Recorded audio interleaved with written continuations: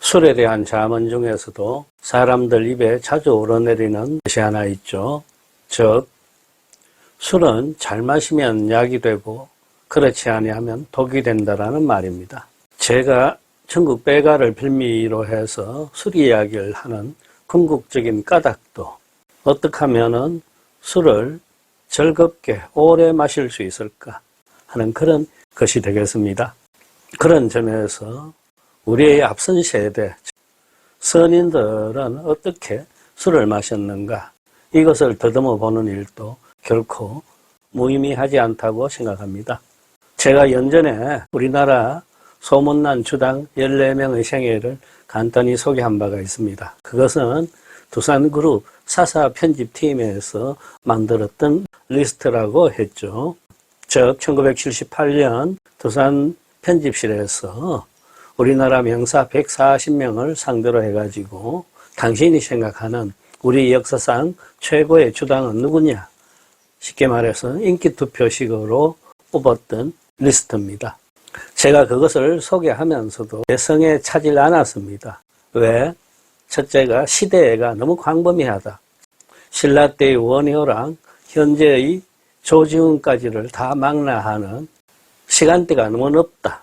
그리고 황진이를 1등으로 넣는다거나 폭군 연산군까지 망라하는 그 점도 마땅치 않았습니다. 그리하여 언젠가는 제 스스로 시대별 리스트를 만들어 볼 수 없을까를 생각해 왔었습니다.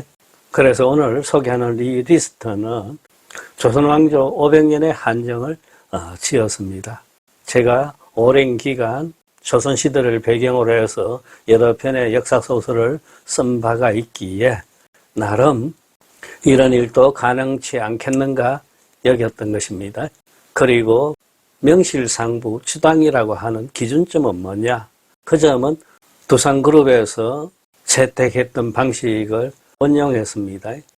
첫째가 주량이 어땠느냐? 그 다음 술을 마시는 스타일은 어떠냐? 또 스케일은 얼마나 컸느냐? 마지막으로 그러면서도 이 사회에 기여한 바는 어떤 긍정적인 면이 있느냐? 이런 것을 참고로 했습니다. 그 또한 1등부터 10등 이런 것도 의미가 없다고 생각했습니다. 먼저 한 잔 마시고 제가 뽑은 주당들을 소개해 보겠습니다.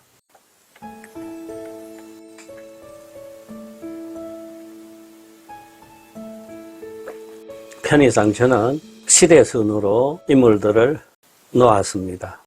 첫 번째가 조선 초기 태종 때와 세종 때를 걸쳐서 벼슬살이를 했던 유은회라는 인물입니다. 나이 거하신 분들은 기억이 나실 겁니다. 초등학교 때인가 중학교에 그 교과서에 실린 거위 이야기. 한 나그네가 길을 가다가 어떤 집에 묵었죠.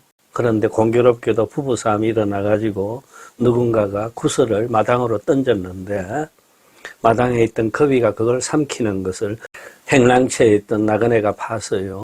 뒤늦게 주인 내외가 와서 당신 구슬 못 봤느냐? 그러자 나그네는 나는 못 봤다 그럽니다.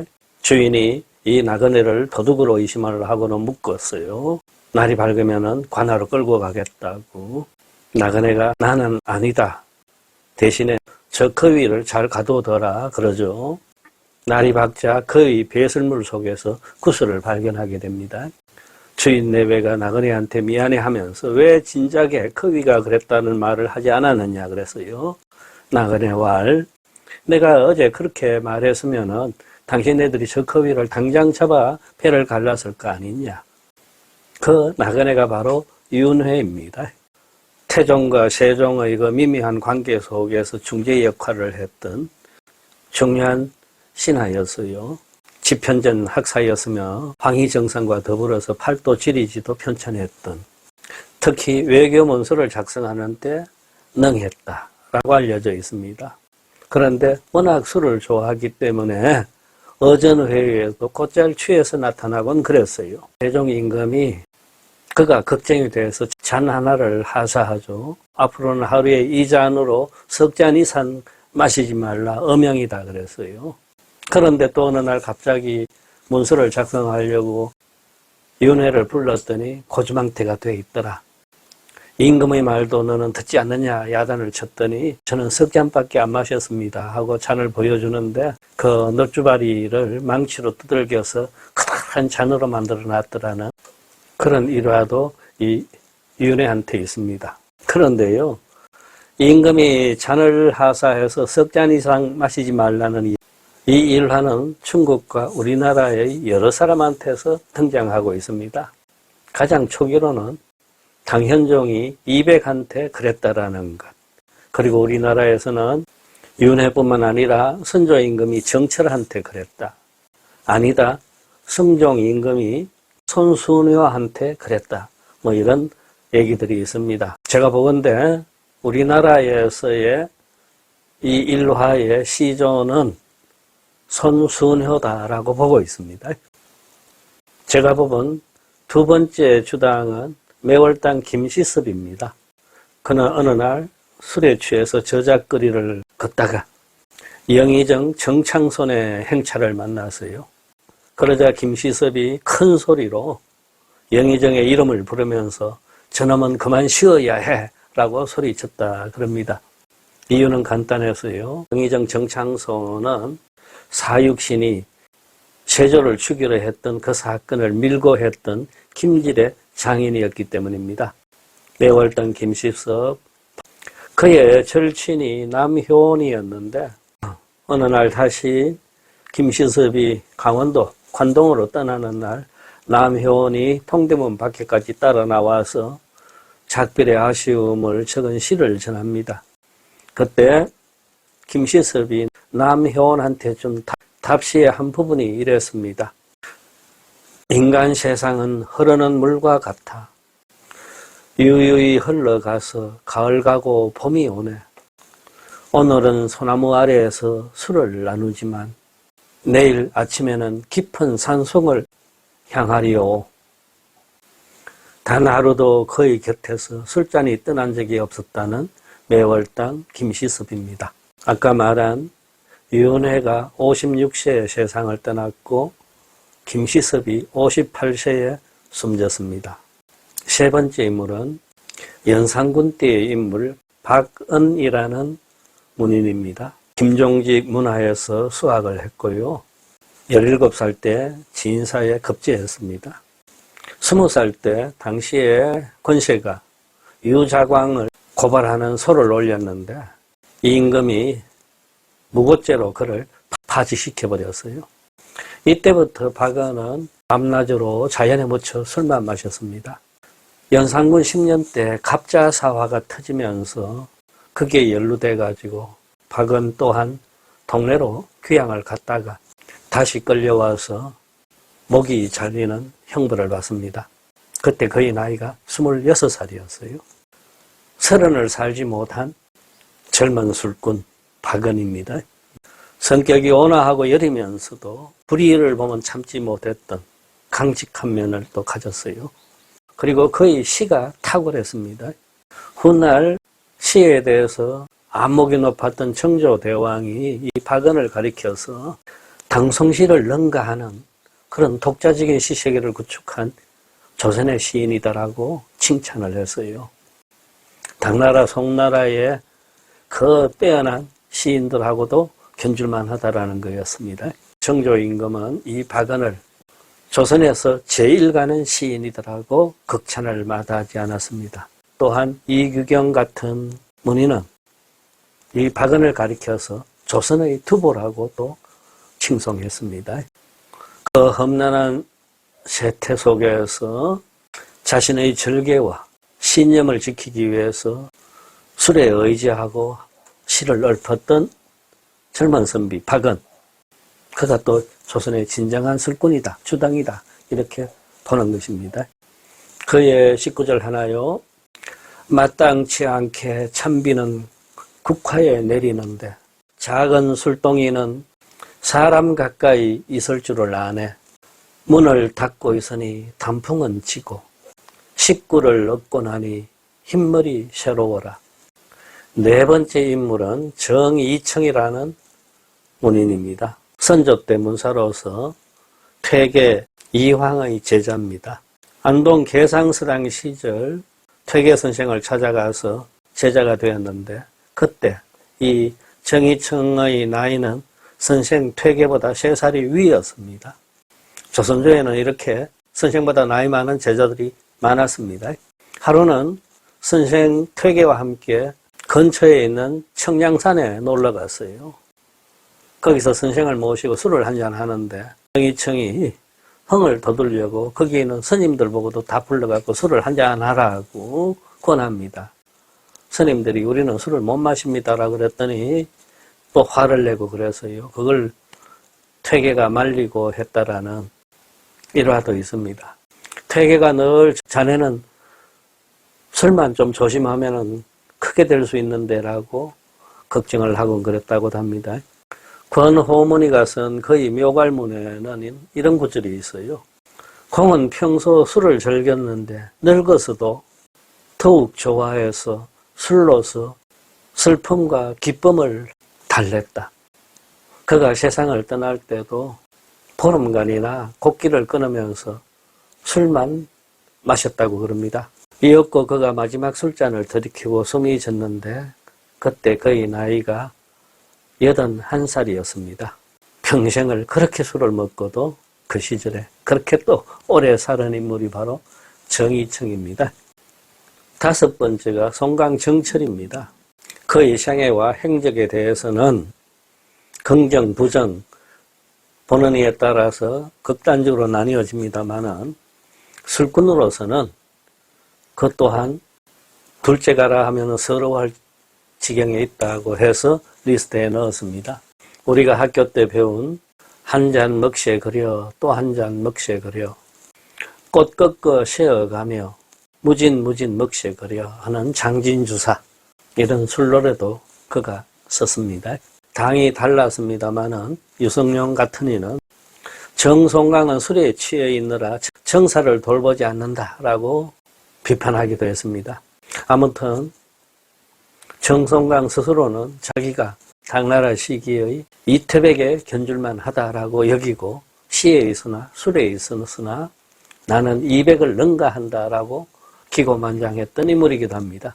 임진왜란이 한창이던 때 57세로 쓸쓸하게 운명한 인물입니다. 여섯 번째가 백호임제입니다. 전라도 나주 사람입니다. 국문학자 조연재 교수 같은 이는 임제를 가리켜서 기계가 워낙 뛰어나서 백두산과 같다라고도 칭찬했습니다. 38살 나이로 요절했습니다마는 그는 시도 쓰고 소설까지 썼던 재주가 넘치는 문사였어요. 그가 자신이 황진이와 같은 시대에 태어나지 못함을 한탄하면서 황진이 묘 앞에서 읊었다는 시, 청초 우거진 고래 자는다 누웠는다 하는 그 시조도 있죠.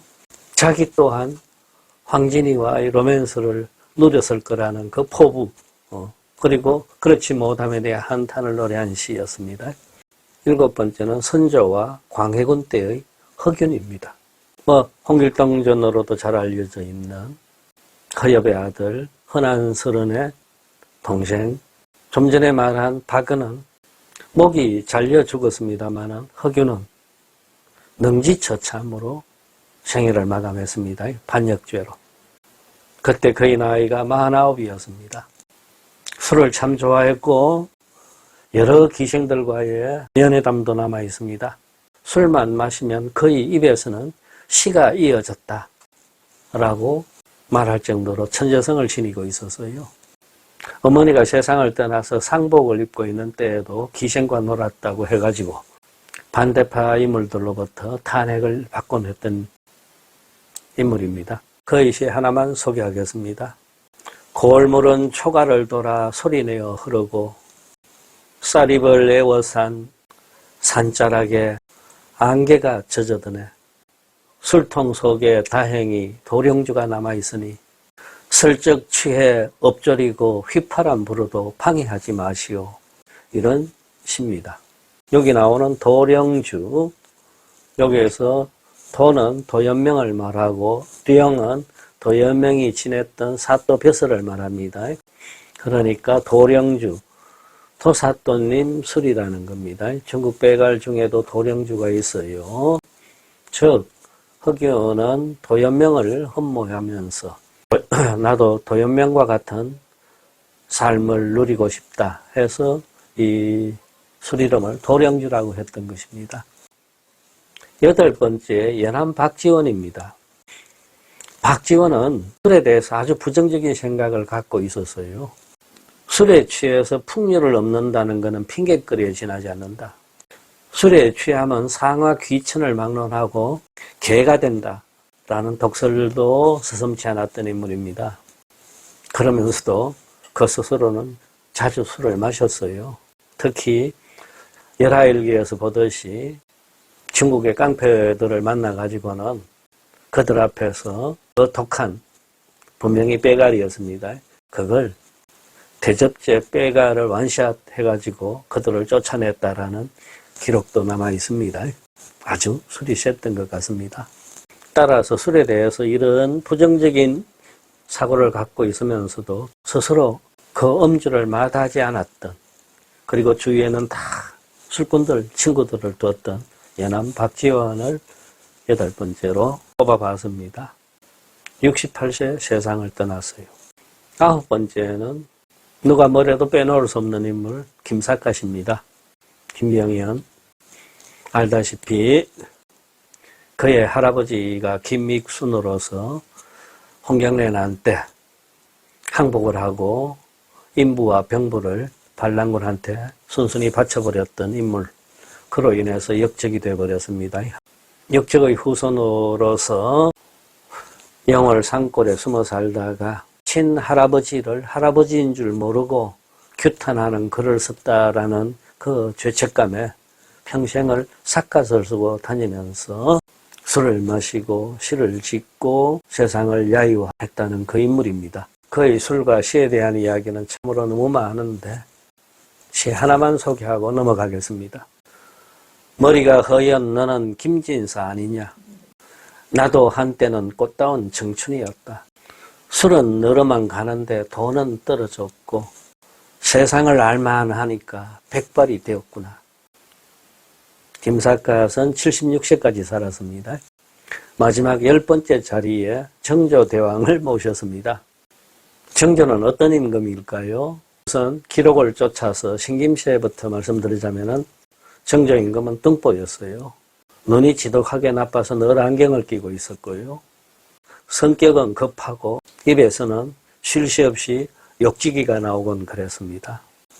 독서광이었고요. 눈병에 허리통이 심했고, 그럼에도 술을 참 좋아했는데 꽤 짓궂은 술꾼이었어요.